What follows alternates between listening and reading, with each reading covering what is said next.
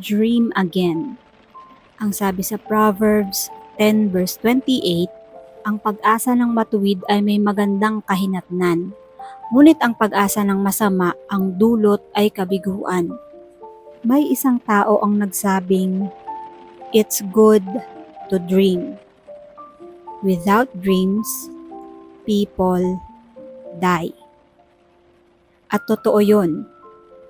Kapag wala na tayong inaasam at wala na tayong inaasahan, nawawalan ng kahulugan ang buhay.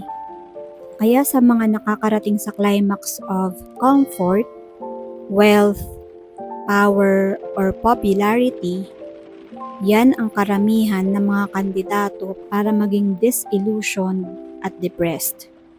Kasi nasa kanila na ang lahat. May pera sila, mayaman sila, may power sila, popular sila. Yung iba dyan, dahil nasa kanila na ang lahat, natututo na gumamit ng mga ipinagbabawal na gamot, kinikitil ang sariling buhay, naglalasing dahil natupad na ang mga pangarap. Wala na silang drive kasi nasa kanila na ang lahat. Mabuti pa yung nangangarap at hinahabol pa ang mga pangarap na natutupad ng isa-isa. Hindi tayo nauubusan ng hinahabol hanggang tayo ay mabawian na ng buhay, sapagkat ang taong hindi na nangangarap ay hindi na siya buhay. Kasi wala na siyang gustong kamitin pa. Isang napakagandang pangarap o plano yung magkaroon ng katuturan ng ating buhay. That's why we should encourage people, lalo na yung mga above 60 years old, na magkaroon pa ng mga bagong proyekto at katuturan. Hindi umuupo-upo na lang para hinihintay na lang ang kalawit ni kamatayan. Maraming matatanda sa ating bansa ang ganyan. Kasi sabi sa atin, "Hoy, matanda ka na, huwag ka nang mag-rubber shoes."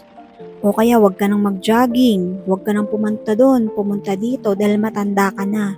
Hindi mo na kaya. Anong gagawin niya? Hihintayin na lang ba niya ang kamatayan niya dahil matanda na siya? Yung ganong matatanda, buhay pa man ay parang patay na rin. Kapag wala na tayong gustong gawin at wala nang katuturan ang lahat sa buhay, katawan na lang ang buhay sa atin.